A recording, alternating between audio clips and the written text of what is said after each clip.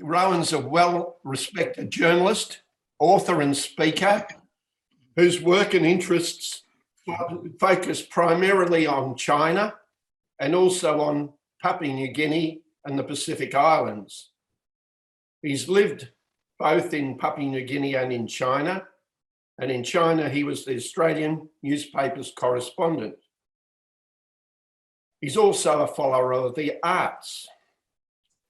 His well-known book, Party Time, is an examination of the world's most powerful organisation, the Chinese Communist Party. Rowen, over to you. Thank you very much, Chris, and it's delightful to be here with you. I'm sorry it's not going to be in person. Thanks, Chris. Obviously an illustrious person yourself, so thank you. And I'm going to talk about the next 100 glorious years of the Chinese Communist Party. It's at the peak of its power as it enters its second century, which it did on July the 2nd, it claims, but the real history was it actually met on July the 23rd, so it'd be the 24th. Its core goal is to control its own destiny. It already does so within China, where it rules unchallenged. It's increasingly also set on making the wider world adapt to it, rather than having to adapt itself to international values, laws, or trends, just as its own population is accountable to its leadership. So it seeks to mold global patterns to its own priorities. And here's where I'm going to introduce you to my co-presenter. If you can see him, here he is. I'm showing you Xi Jinping, who is in order of importance. He's the General Secretary of the Chinese Communist Party. He's the Chairman of the Central Military Commission, and least important, he's President of China. He has instructed the party to, quotes, build a socialism that is superior to capitalism, close quotes, and that will occupy what he calls the dominant position, close quotes, in world affairs. Beijing's pandemic response has reinforced this process within a country that was already in effective intellectual and institutional lockdown before COVID-19 emerged. She has labelled the stepped up COVID era controls, including the broader sharing of personal data between government agencies, as full circle management. The party has also reverted to intense centralization of decision making and to elevating leader Xi Jinping to personality cult status.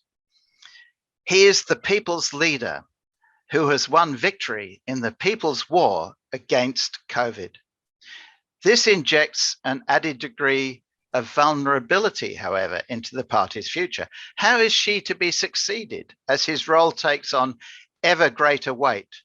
And as age 68 now, he shows no signs of stepping aside, perhaps for a decade at least. Engagement is no longer a useful template for relating to this behemoth, with China resiling from being a ready partner as it sets itself increasingly apart, including now economically. But every country on earth must find a way to live alongside it, preferably beneficially, and as far as can be ensured, safely. China remains a lonely great power without friends, or, with the one exception of North Korea, allies. Even its capacity to weaponize its economic heft to achieve international goals is set for steady erosion, as the natural maturing of its economy, its ecological challenges, its party's growing disinclination to accommodate entrepreneurship take their inevitable steady toll. The party, certain about its historic destiny, seemed during its centenary celebrations in July, set to triumph over an inwardly facing Western world whose intellectual class ponders not only critiquing but even discarding that world's history, values, and culture. And in a strategic sense, the Taliban's recapture of Afghanistan only a few weeks after its leader held friendly talks with China's Foreign Minister Wang Yi, hinting at a great arc of Chinese influence through to Iran, which is also a semi-Chinese client state, underlines one of Xi's great themes of the East rising, the West declining. And this morning I read in Global Times a very interesting piece about Afghanistan, said how Washington abandoned the Kabul regime particularly shocked some in Asia, including on Taiwan. Washington just left despite the worsening situation in Kabul. Is this some kind of omen of Taiwan's future fate? That's the charming message that Global Times, which is owned by the Chinese Communist Party, set out. Yet the party faces serial risks, including China's imminent rapid demographic decline, the continuing march of Christianity offering a contrasting set of values and beliefs, and the potential for a debate over those ambitions to annex Taiwan. At the same time, the outside world, and especially China's own region, is developing a modest but growing resilience to push back against those efforts to mold global patterns to party priorities. And now moving on to my core analysis. Today, the Chinese Communist Party is the most powerful organization in the world. Its general secretary is the most powerful person in the world. He's now able to govern for life, unrestrained and unaccountable, except for the underlying requirement to maintain the confidence of influential members of the party. Celebrating the party's centenary last month in that elevated position has provided a sensational and unexpected vindication, Xi and his party believe. It's outlived as a major force almost all its political party peers of a century ago, including its former big brother, Soviet Communist Party. The CCP's core source of legitimacy, apart from sheer incumbency, during which in latter decades, much of the population has worked hard to gain a measure of prosperity, remains its victory in the Civil War, especially bitter as all such wars are, against China's Kuomintang or nationalist government. Yet the CCP has never asked the Chinese people, as the Kuomintang did, for their support through election. As the first generation of party heroes, those who undertook the long march alongside Mao faded away, taking with them the option of using their charisma to legitimize successors. The most illustrious of them, Deng Xiaoping, instead sought to entrench meritocracy into party rule, imposing age and term limits for high office. And his successors, Jiang Zemin and Hu Jintao, ruled principally through committee-style consensus. But Xi Jinping, the son of a vice premier, required the National People's Congress to abolish those limits for his own role as president and turned the party towards the most traditional and ancient form of legitimizing leadership, the family line. For him, the CCP is essentially core family business. His personal ascendancy marks a resurrection and vindication for his own family after being cast out of the party leader's Garden of Eden, the Zhongnanhai compound next to the Forbidden City, by Mao during the Cultural Revolution. Securing another century, controlling centrally such a vast state comprises, however, a complex challenge. In the immediate future, many of its 95 million members will surely be pondering, as they conceptually push to one side the piles of celebratory red centenary banners, the great puzzling question of the succession. But the seepage in many other societies around the world of support for and confidence in democracy and liberal values, including the rule of law and the separation of powers, gives the party valuable time to resolve such hurdles. The CCP has amply proven its resilience, its single-mindedness, its capacity to control and direct even such naturally individualistic people as the Chinese. It wishes above all to hold the power to determine its own fate, to control the entire environment at home and abroad within which it rules unaccountably. But technology, demography, ecology, and those crucial animal spirits driving prosperity that comprises the private sector are all likely to evade over time and incrementally even the party's most concerted efforts to contain and control them.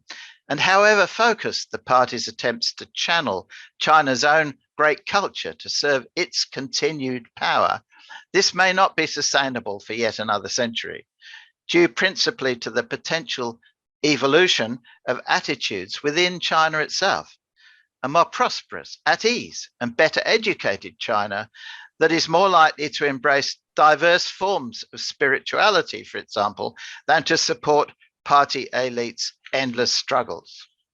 Much will depend on whether the Chinese people can start to envisage a China without the party. Xi Jinping was ushered into the top job in 2012 by the party elders as a safe pair of hands in maintaining governance continuity, assured in part through what he calls his red genes, not what he's wearing, but what is inside his corpuscles. As the son of the late Vice Premier and Long March veteran Xi Zhongxun, in part through his impressive administrative record in the provinces, while also committing himself as his key promotion platform for the party elders, who then still held the keys to the top office, to purifying the party from the ubiquitous corruption which was threatening its popular legitimacy.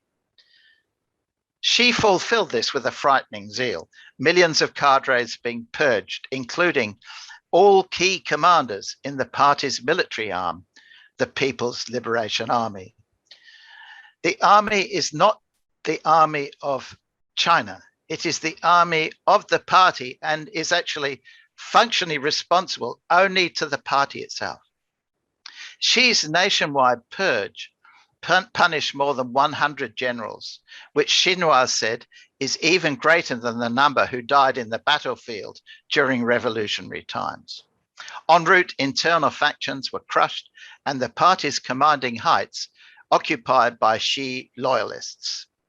Xi also took a different perspective from the preceding generation of party leaders about the disastrous Mao era, elevating its value to the reform era. This position is consistent with his takeout from the downfall of the Soviet Union and the Soviet Communist Party. Xi asked, why did the Communist Party of the Soviet Union fall to pieces? Because in the ideological domain, competition is fierce, he said. To completely repudiate the history of the party, to repudiate Lenin and Stalin, was to wreak chaos. That's the lesson he learned from what happened in 1990. Xi has confounded those who expected him to prove in office a competent administrator and mild economic reformer with no tolerance for corruption. Instead, as the sinologist Roderick McFarquhar has explained, Xi has transformed China at an amazing pace. Maoist institutions and values are being restored, though in one respect, Xi's politics mark a sharp break from late Maoism. Whereas the chairman deliberately unleashed the youth of China for revolution, in Xi's China, no vigilantism will be tolerated, even in the cause of fighting corruption. Whistleblowers are likely to find themselves imprisoned. Nevertheless, Mao is the lodestone of the Xi regime, the ultimate legitimation of Xi's policies and personal role in state and society. So the chairman's portrait will continue to hang on the Tiananmen Gate into the Forbidden City. And citizens will continue to be shepherded into his mausoleum just over the road. Mao still does matter. 3 days before the party's centenary celebration, the 95 million members of the party, led by their general secretary, live on TV from a spectacular show called The Great Journey at the Bird's Nest Stadium in Beijing, were urged to reprise, raising their fists like this around the country in solidarity, the oath they made on joining.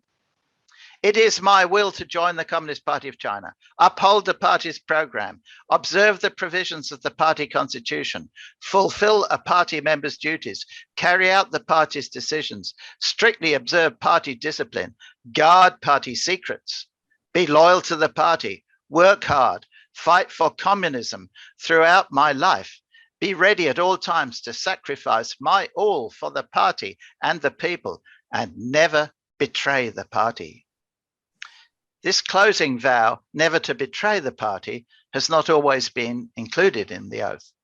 At the end of the show, all stood and sang, "Without the Communist Party, there will be no new China," underlying the primary point that she has hammered home ever since becoming the paramount leader of the People's Republic of China, the PRC. That the party is so intensely and ubiquitously wrapped its tentacles around China and everything and everyone Chinese, that the two can never be prized apart.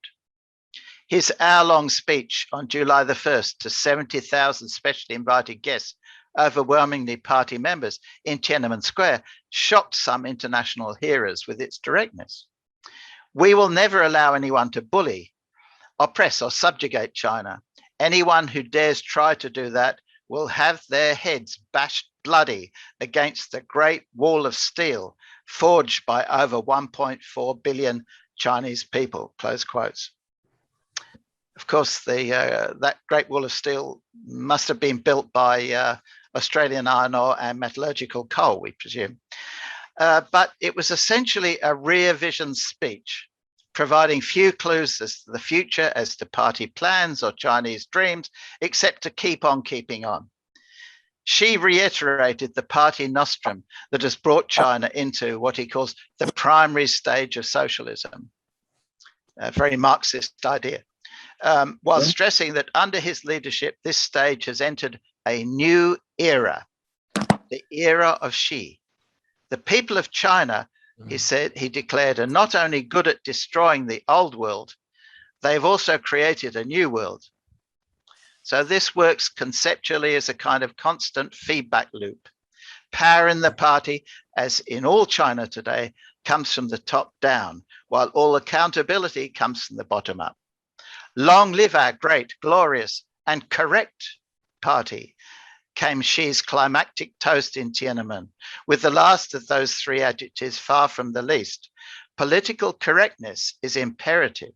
The party is infallible, as are Roman Catholic popes.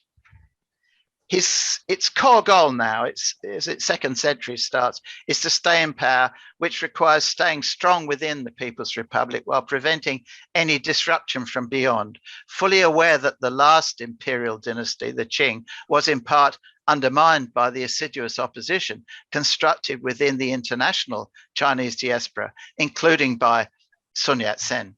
Australian China consultant John Garneau says, the party feels compelled to fill all available space to make the world safe for itself. There are no jurisdictional borders to its ambitions. All must acknowledge the party's absolute authority. This alone comprises the license to operate required from everyone, from business leaders to social media influencers. Loyalty is required not only to the party, but to Xi personally. He has restructured, centralized and personalized governance, chairing now 11 what's called leading small groups and central commissions that now shape policy and whose agendas, decisions and memberships remain more mysterious than the routinized rule through traditional party structures topped by the Politburo Standing Committee, as in the past. The Economist says that such leading groups have long been a secretive part of an opaque political system but now they've become central to the way Mr. Xi governs China. She's thus, as Jeremy Barmay, the great Australian sinologist, describes him, chairman of everything. He's also ubiquitous at a more folksy level too. Children are encouraged to sing a song, Grandpa Xi is our big friend. Indeed, the tone set by accounts of Xi in the lead up to the centenary was more redolent of a theocratic ruler than of a conventional political figure. In this period, party members are being encouraged to undertake red tourism pilgrimages to areas of former revolutionary activity that are labelled holy sites. Through such visits, they're deemed to be baptized more deeply into the party's faith. And Xi himself has joined the pilgrims. Propaganda Vice Minister Shen Haisheng praised Xi for leaving red footprints all over China. In the lead up to the party centenary, members and others who felt the burden of guilt about a misdemeanor against the party state or who wished to share a concern could register their self-criticism or inquiry at one of many pods like Catholic confessionals installed in public places with computer screens and video cameras. On its centenary, the party announced that the membership had grown rapidly recently to this 95 million, 6.7%, 1 in 15 of the entire population. The reasons for wishing to join range from parental pressure to maintain a family tradition, to genuine altruism, viewing the party as providing China with its moral underpinning, to personal ambition, since being a member is the only way to prominent or well-paid jobs. About half of those who apply for membership are admitted. The biggest segment in age is over 60. About 29% are over 60 years old. White-collar members eclipse the peasants and workers in whose name the party was formed 100 years ago, and 52% now have degrees, more than 4 times the proportion outside the party. Only 29% of members are women. No woman has been elevated during the party's 100 years to its peak body, the Politburo Standing Committee. Sun Chunlan, the most senior woman in the hierarchy today, is the only woman in the Politburo 17. None of China's 26 ministers is a woman.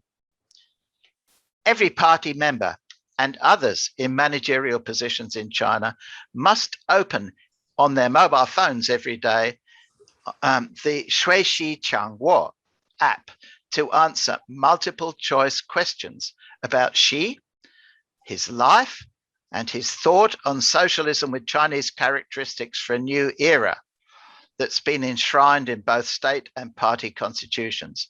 Answering these questions takes on average about 1 hour. The results are collated by party branches and published openly, with those who are required to participate ranked by score for all to see. But Chinese entrepreneurialism does remain alive, and so cheat sheets are also now quietly and semi-illegally on sale for such tests. Just as Deng Xiaoping's colleague, economist Chen Yun, insisted that central economic planning should provide a birdcage within which the animal spirits of the market could flutter around. For Xi, the cage comprises the party itself, within which all else, including the Chinese state itself, can enjoy some freedoms, but within strict limits. Xi says, one of his famous sayings, government, the military, society, educational institutions, including universities, north, south, east, west, and the center, the party leads all. The party wishes to know everything about the behavior of each individual in China and about all that's in her or his mind too. Its growing suite of tools to achieve this include facial recognition technology, the social credit system that evaluates both online and offline performance, and the grid management structure through which every group of 200 households is observed closely by a manager with screens looking at the outside of their homes, their flats, whatever, and the streets around. There are about 416 million CCTV cameras in China, one for every 3.4 people. And the number is expected to rise to about 540 million by the end of next year. So one for every 2.5 people. And the party is rapidly intensifying its knowledge of China's business people and of their day-to-day activities. By late 2017, so by now it would have advanced well beyond this. In those days, party branches had already been established in 61% of all social organizations, 73% of private businesses, and 95% of public institutions. Almost all foreign firms in China contain Communist Party cells as well, and so do Chinese companies operating overseas, including Australia. A slogan says, no matter where the project, that country will have a party organization. Party members and increasingly all people with managerial and other responsibilities in China are required to attend ever more meetings, often with a purely political focus in their working days, extending the time at work and adding to levels of exhaustion and burnout. I remember this is now about 2.5 years ago, going to Shandong province, to the headquarters of one of the world's largest coal companies, actually, and the company secretary I was talking to, in fact, we were having a lunch, and he said, he looked at his watch, said, I've got to go now. Another dratted party meeting. He said, these party meetings are filling my day and wasting my time. And I have to stay long after normal to finish my proper work. And he added, what's worse is I'm the party secretary myself in this company. In 3 areas in particular, Xi has pressed buttons that preceding party leaders left untouched in the party headquarters control room.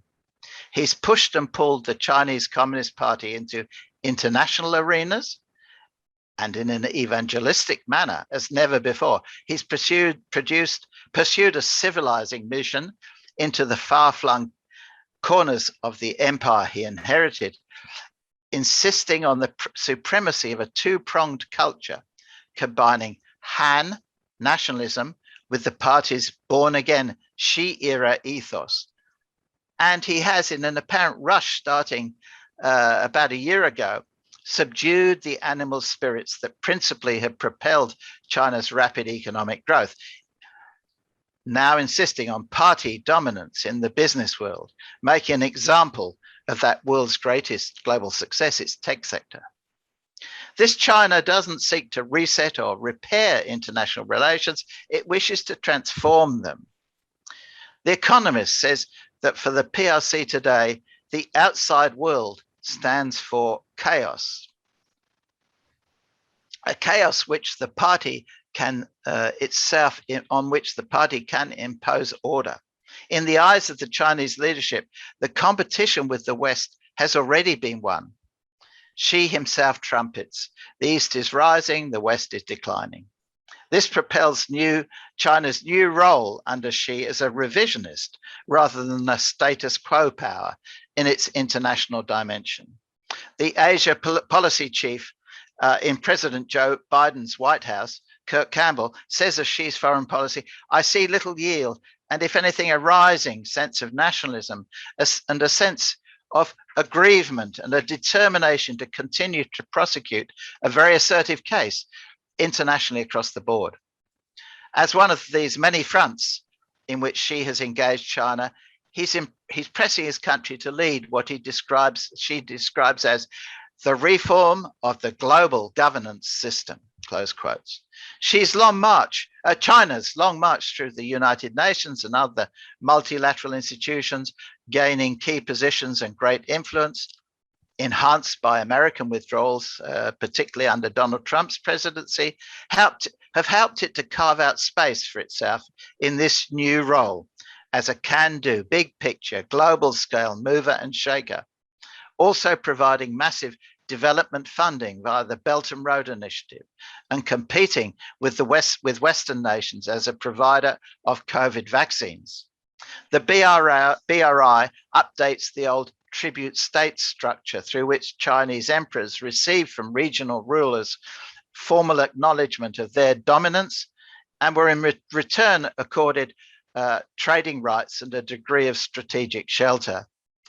Yang Jiechi, now China's top foreign affairs official, said in Hanoi a few years ago, China is a big country and all other countries are small countries, and that's just a fact. And lacking the soft power tools of attraction, China has focused hard on weaponizing its sheer economic heft with considerable success, but at the risk of seeing this source of international rejuvenation retreat as its economy matures, slows, and likely also hits hurdles. She has, through seizing reefs and islands and building military bases on them, gained control of the South China Sea that is twice the size of the Mediterranean. It is now a Chinese lake. And all people who might be viewed as ethnically Chinese are expected to be united in striving to achieve this sacred task. A united front teaching manual says the unity of Chinese at home requires the unity of sons and daughters of Chinese abroad. So the party is also now pursuing a civilizing mission to bring the outlying regions of the People's Republic itself, from Xinjiang to Hong Kong, much of them geographically taken into China when it was ruled by the foreign invading Manchus as the Qing dynasty. It's now pursuing a mission to bring those fully into its ethno-national Han template of the smelting of the state race. And if you hear words that sound like 1930s Germany, you're quite right, because the most popular Western philosopher, apart from Marx in China today, is Carl Schmitt, a dominant philosophical guide to the National Socialist Party. She completed, in the lead up to the party's centenary, Beijing's subjugation of China's often troublesome borderlands, with the single exception of Taiwan. After Party Secretary Chen Quanguo did such a good job of sinicizing Buddhist Tibet, she sent him to Xinjiang to do the same to the Muslim Uyghurs. This involves preferencing the dominant Han culture, including its language Mandarin, over China's many other diverse cultures and languages. Massive effort has recently been invested in refuting international concerns about the subjugation of the Muslim Uyghurs in Xinjiang, including a musical, The Wings of Song, which Global Times says was inspired by films like La La Land. It features a clean-shaven Uyghur toasting with a beer. There's an utter disconnect between this propaganda wave and the drivers and the repercussions of the million-person incarceration of Uyghurs for re-education. Mongolians are also now feeling the cultural heat to conform. A common new expression is Chinese grassland culture, not Mongolian, but Chinese grasslands. A widespread contemporary Beijing view holds that remote ethnic groups are backwards, with historical determinism guaranteeing they will lose their identity in the face of Han-led prosperity and progress. Very similar views that were held at the end of the 19th, beginning of the 20th centuries in countries like Australia and even New Zealand, and in the United States and Canada about their indigenous peoples. After COVID had closed Hong Kong down, she imposed on this once great cosmopolitan city in mid-2020 a national security law to enable previously awkward supporters of democratic rights or free speech there to be tried and jailed, if necessary, in the mainland. The arrangement of one country, two systems agreed for Hong Kong between Deng Xiaoping and Margaret Thatcher never appealed to Xi, of course, and has been abandoned. Books deemed politically incorrect have already been hauled off library shelves. Pro-democracy politicians are banned from running for office. A man was arrested for allegedly booing the PRC's national anthem, the March of the Volunteers, which was played in Tokyo after a Hong Kong fencer won Olympic gold. 2 women who are speech therapists have been remanded in custody for publishing 3 children's books the authorities claim to be seditious. The still troublesome borderland exception is Taiwan, whose challenge will test the party sorely in its new century. She has said the issue of the political divide cannot be passed on from generation to generation.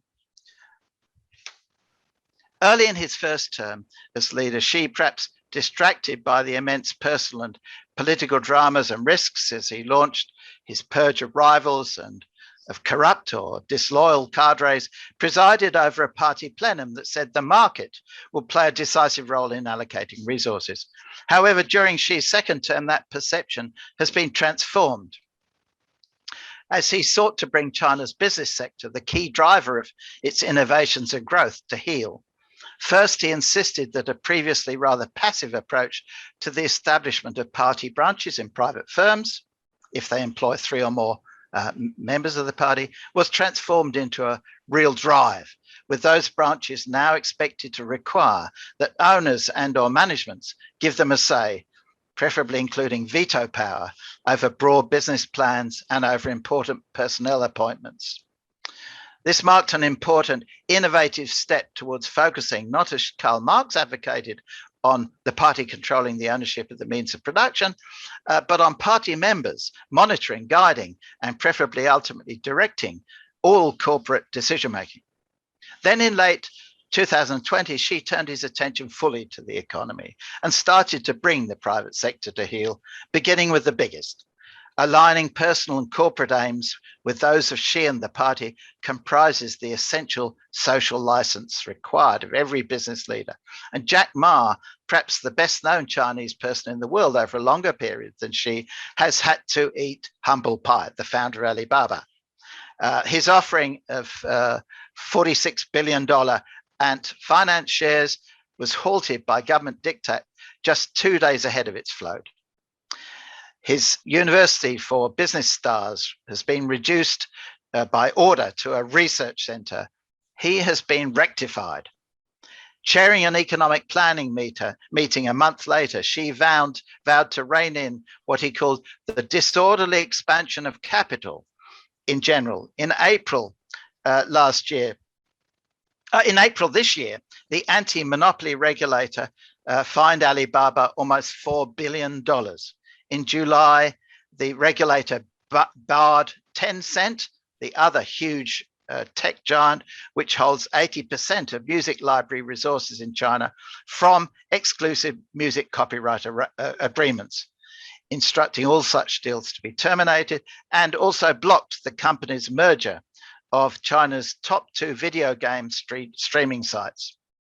Didi, China's version of Uber, was removed by order from China's app stores, and the State Council hammered the burgeoning private education sector, banning it from floats and from raising foreign capital.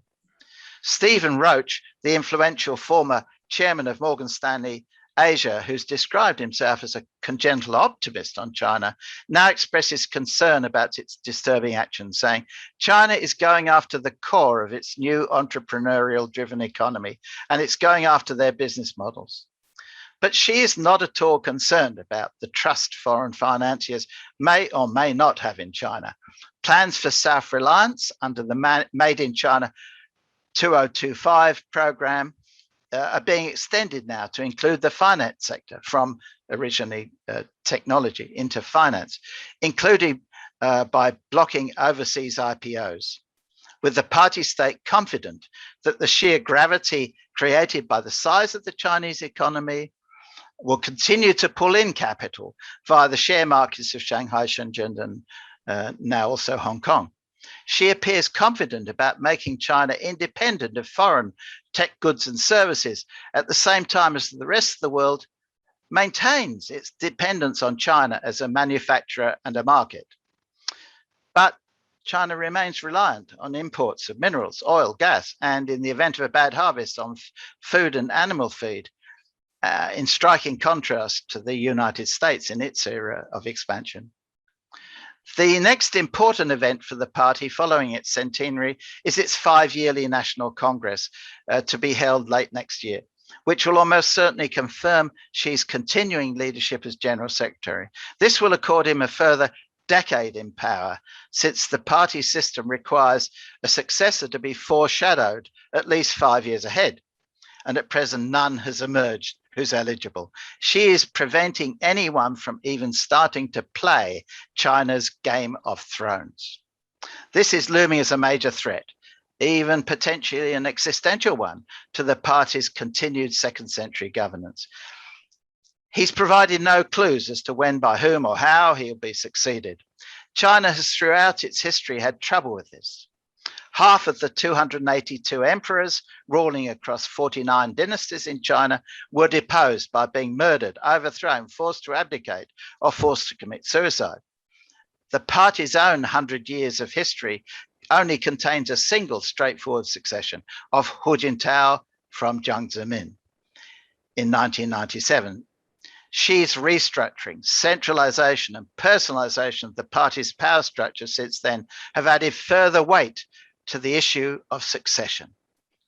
As Kevin Rudd has said, most of Xi's senior officers are terrified of him. They are highly unlikely, therefore, to be providing frank and fearless advice. The chances of a leadership challenge or coup, however, are small, absent a systemic crisis. The tech capabilities of the party security services, which Xi controls, are extraordinary.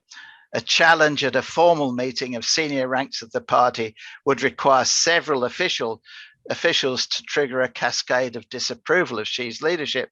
And until a colleague raises their hand to register such dissent, it's impossible to know how many are willing to join the effort. One other possible threat is of sudden death or incapacitation. Xi's overweight, he smoked, and state media says he finds joy in exhaustion. So something may happen there. And any number of serial risks or hypothetical events could start to trouble the party elite as Xi stays on through his 70s and possibly beyond. His dice throws include his ambitious dual circulation strategy for the economy, which aims to reduce, as I said, China's dependence on foreign markets by increasing domestic consumption and its dependence on foreign tech by developing its own. Also, demographics, sometimes described as a nation's destiny, also fuel unease about the medium to longer term prognosis. Ren Zheping, chief economist with the huge Evergrande Group, estimates that by the end of this century, China's population will drop to fewer than 800 million people from about 1.4 billion today. At present, the US population is about 23% of China's. If Ren is right, by the end of the century, it will be 54% of China's. The rise of Christianity, with adherents inexorably overtaking the number of party members, worries the party. Marxist materialism, with its implicit expectation that prosperity and consumption can satisfy the masses, is struggling to maintain the focus of the rising generation. Either failure in an attempted blockade or amphibious landing of Taiwan, or becoming bogged down in guerrilla warfare there against a population perceived as mostly Han Chinese, will create immense problems back home. And despite its claims to have itself brought China out of poverty, the Chinese population remains considerably less prosperous than most of its East Asian neighbors, including Japan, South Korea, Taiwan, and Hong Kong. Many Chinese middle-class families, including party members, have continued quietly to invest heavily, both in material terms and in orienting their thinking and their careers and lifestyles in facing outwards towards the world. They've learned through generations of hard-earned experience not to contest party views or powers, simply to go with the flow while maintaining very privately different priorities and ways of seeing. Some relatives may have migrated and established lives outside China. Some may have been educated overseas or saved to spend their children to overseas universities. Many have managed to invest some of their capital offshore as a safety precaution. Some may have made and kept foreign friends.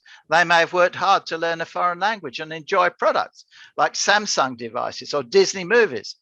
They may use virtual private networks to enable them to use foreign online platforms like Google, Facebook, or YouTube. So the party's withdrawal into itself, into its own version of history and of China, and its increasingly routine suspicion of those who appear well connected internationally or well disposed to foreign thoughts or tastes, causes all those people considerable discomfort. Some may simply feel it's well past the time when Chinese people should be cut some slack to pace their own lives, that having studied, worked, and saved hard, surely it's time to be allowed to chill a little rather than be roused constantly to further struggles in which they may not feel are truly theirs. In a recent speech, she used the word for struggle, dojang, 60 times. China's tech sector especially makes demands on young people, such as working 996 from 9 a.m. to 9 p.m., 6 days a week, that they're beginning to reject publicly. One of young China's 2021 online phenomena has been in response simply to Tang Ping, lie flat. A netizen posted on the Weibo social media platform simply, "I'm tired to death. I won't have any time of my own," and said, "This party centenary is so troublesome." But there's no ready route for such sentiments for popular unease to manifest itself to the hierarchy. She has barred the political doors against public discussion. So have she and the party peaked already? What beyond control and thus survival do they look to do next? As China enters the era of peak party, its fast-aging population is being primed to look up to the stars as Beijing invests seriously in a new space race against America. It believes it can not only impose itself pervasively on the world, but also to make the universe safe for itself. But making presumptions in that way about historical inevitability carries danger. Classically, Winston Churchill lost power directly after winning the seemingly lost war against Hitler's Germany. That defeat, though, came through an election. However much Xi clearly relishes tossing the dice, his glorious moment at the party's centenary celebration in Tiananmen Square last month, when he was cheered for foreshadowing a bloody victory against unnamed foreigners, underlines that his and his party's power is not going to be gambled readily away. There will be no election. The status quo must be made to prevail. Yet the fact that almost no member of the Chinese public has been permitted, especially since 1989, to view directly, let alone participate in, such major PRC events in the capital as the party centenary, underlines that no sibling loneliness, that anxiety about vulnerability of China's power elite. It dares not trust even its own people. These are gloriously red days for Chinese communism, but are they marking dawn or dusk? If Chinese people can envision a China without the party, these might yet be sunset hours and years, but Xi is summoning all the party's mighty powers, all his personal red genes, to tell them that it would not only be foolish, but impossible to conceive of such a China. Thank you for your patience. Thank you very much, Rowen. You've given us so much to think of in all of that. And it makes one put in perspective the shutdowns and restrictions we have in this state. Hopefully we might get out of that. But can you just make an observation? I'll ask people for questions. Make an observation about how foreign governments interact with this. For example, how does Australia wrestle with these issues? Because Australian governments will come and go, but Xi Jinping is going to be there for some time. So the first thing I would say, Chris, great question, is bipartisanship is crucial. China is very good at playing off one person against another, one group against another, and so on. And I would say in that regard, we're well served in Australia. At the federal level, I've been involved in the last few days, actually, in a big dialogue event online, a closed event, in which the leaders of both major parties were talking a lot about China. And hard for me, even as a follower of the subject, to pick a difference. Same thing, there were leading Americans, including the leading American policymaker in this area, were talking, and Republicans as well. Not really any difference. So that's the most important thing. Speak with one voice, pay attention to what's happening in China. The Chinese like to throw the picture onto you. You know, what are you doing? Well, how are you responding? Actually, this is all just reaction. We're just reacting. And in every country, it's the same. Lithuania at the moment is suffering the red heat of Chinese aggression. But, you know, many people in Australia think this is an Australia-China issue. It's not at all. And so very important we speak with one voice. They're also very good at levering levels of government apart. In Australia, they are having more success at separating federal from the state arena. So there are states in Australia whose premiers, frankly, do not know anything about China, except that they receive substantial royalties from products sold to China. So they've learned they think they've learned from being told by their Chinese consulates, do as I say, do it, you know, just follow the rule book. And so we do have that as a problem. We need to maintain our Chinese connections, which we have, encourage business people who have links there to talk to their counterparts whom they know personally, and other people to maintain those. It is very hard, though, because of the way that the party is now operating, to talk institution to institution. That tends not to work. The other thing that's very important, I must say, is to evince huge solidarity with ethnic Chinese people in Australia, who have many different views about the People's Republic, all sorts of different views, but we have to support them as Australians. And a lot of work goes in by the consulates to pull them away and to pull them to feeling your prime loyalty must be as a son of or daughter of the Yellow Emperor to Beijing. And we have to make sure they understand that we've got their back. Thank you. Roger, you have a question? Yeah, Rowen, magnificent talk. I've been to China a couple of times with business and in pleasure. Not sure whether I want to go back again after listening to you today, but that's another story. Just the relationships with the USSR and now Russia, of course, you briefly mentioned about 45 minutes ago. And the other one was India. I don't think you mentioned India at all, who are about the same size nation right next door to China. Could you just quickly tell us a little bit about both of those countries and significant things in the world as to what the relationships are now with China? Yes, thank you. Great, another great question, Roger. Yes, with Russia. So for in those early years of the party, the Comintern, set up by Vladimir Ilyich Lenin, of course, he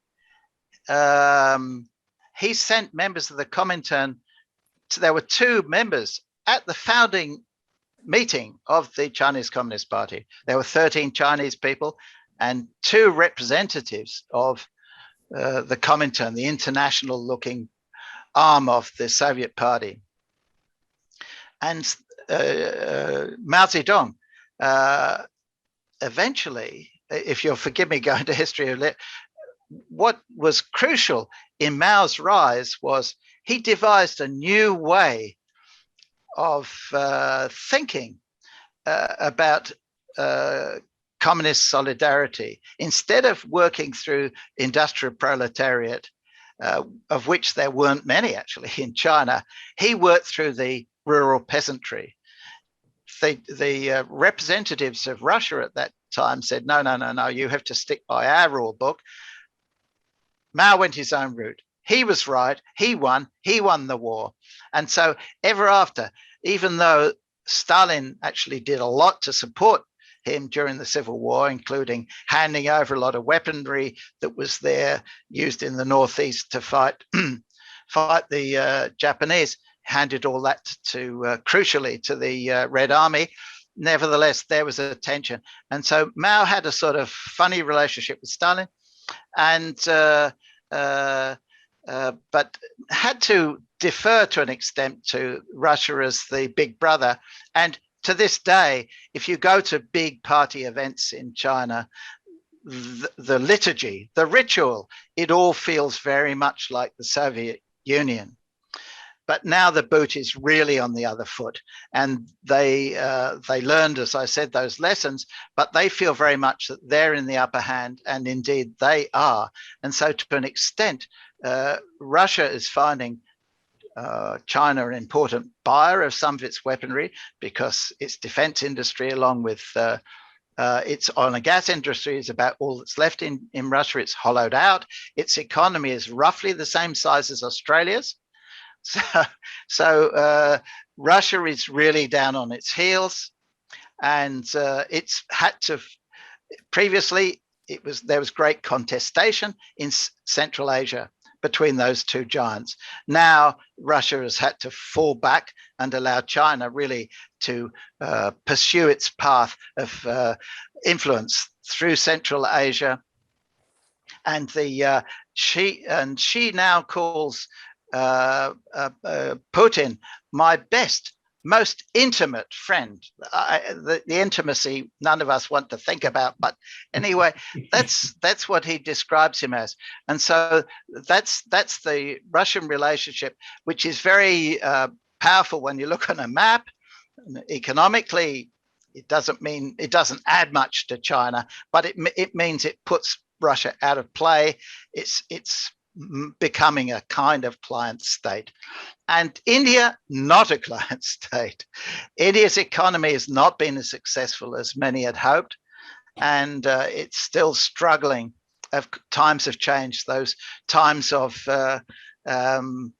rapid economic growth through an old style form of industrialization and through manufacturing, which China was able to jump onto so brilliantly following other countries in East Asia. That has been locked by technology changes to India. So India is struggling with that economic growth.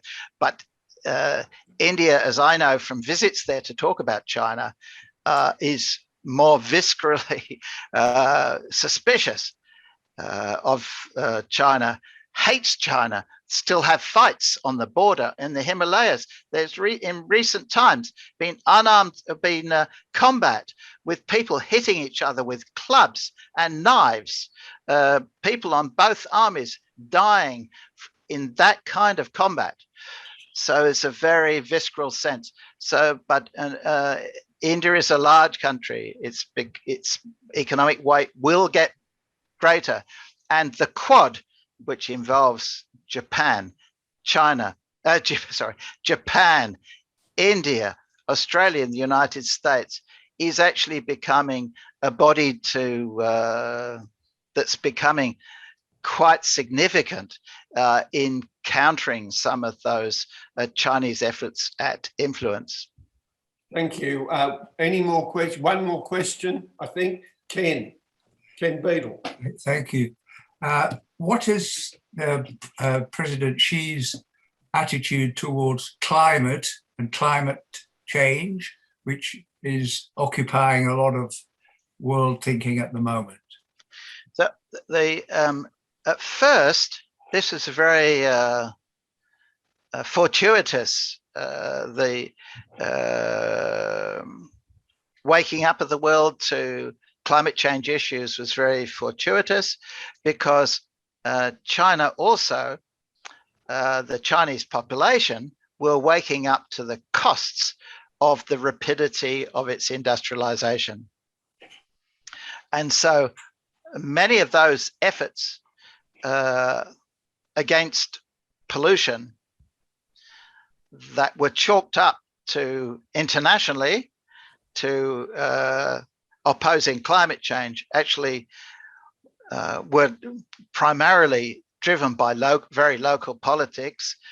A very large number of what the Chinese government calls mass incidents have been happening, thousands around the country every year, as people found their water supply, their land, and particularly the air, horrifically polluted. There has been a real effort to clean up those acts. And of course, so technology has helped in that. So to a degree has been the exporting of some of those industries from China now to other countries, where labor is cheaper and so on. So some is going to Vietnam, some's going to Bangladesh, some's going to Indonesia and so on. So, but then of course, concern about climate change continues.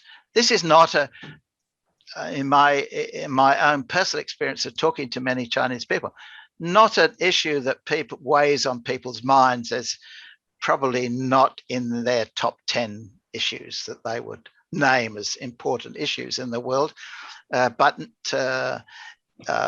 younger people are aware of it. They are concerned, and the government realizes that it's important because of the weight that they are now putting on gaining influence and increasingly control in multilateral arenas. They have to be seen to be doing the right thing. As for Xi personally, I don't know whether this is something that animates him himself. You know, when they answer it, for example, by planting more trees, they plant hundreds of thousands of identical trees in lines, you know, and so it's a regimented response, but it is a response and it will continue. They're spending a lot of money on new types of coal-fired power production, which they believe is far less polluting, but it's not removing coal entirely from the scene. So that will take some time because they're not going to risk their economic growth for this. That's a real bottom line for them. Thank you. Look, I'm sorry we don't have time for any more questions, but could I ask Barry Amon to pass a vote of thanks for us? Well, Rowen, you've really given us so much information about China. You've left us speechless in many ways. I have all sorts of thoughts in my mind, but I wonder when I compare what they're doing there with what we are doing, and I look forward and I wonder whether they will in fact rule the world. And as you said, the West and democracy as we know it will decline and they will win, or whether they will implode. And I really don't know. And I don't think any of us here today will live long enough to see what really happens. They've certainly done an amazing job of growth, but I'd hate to be almost in the hands of Big Brother, which you painted. So thank you very much indeed on behalf of the club for a wonderful talk. I look forward to reviewing the video of your talk to pick up all the things that I missed. But it's our usual custom, Rowen, to provide a small token of appreciation to the guest speaker, but because we're online, virtual, we can't do that today, but we'll get something to you in due course. Thank you very much indeed. Thanks so much, Barry. Very kind. Thank you. Rowen, we did promise you a lunch, but I'll organise that on a private basis at some stage. So I look forward to that. Thanks, Chris. thank you very much, and thank you to all of those present. I would just like to make special mention to Simon Appel, the two Jeffs, Jeff Bransbury and Jeff Couples, and Gary Sebo, for helping us to have a smooth, albeit digital meeting. Thank you to those blokes, because if they didn't do all of that, this would be not as smooth as it is. Thank you. And before we leave, can I just ask everyone to bear in mind, those who are spiritually inclined, to pray for whatever, the fate of a great friend of mine named Chung Lei. She's a 46-year-old Australian woman held in terrible circumstances in a prison in Beijing right now. Her 9 and 11-year-old children are here in Melbourne with her mother. She was a host of business programs on CGTN, China's biggest state network, and she's been hauled off for allegedly passing on state secrets. This is a complete nonsense, and she's a vivacious and popular figure, probably the best known Australian living in China, because she hosted all the business awards and so on programs there. And she is now, this is the start, last week was the start of her second year in custody. No charges, no ability to speak to her children or her family, are all living here in a terrible plight. So if you hear about Chung Lei, please express any support that you can for her. Thank you.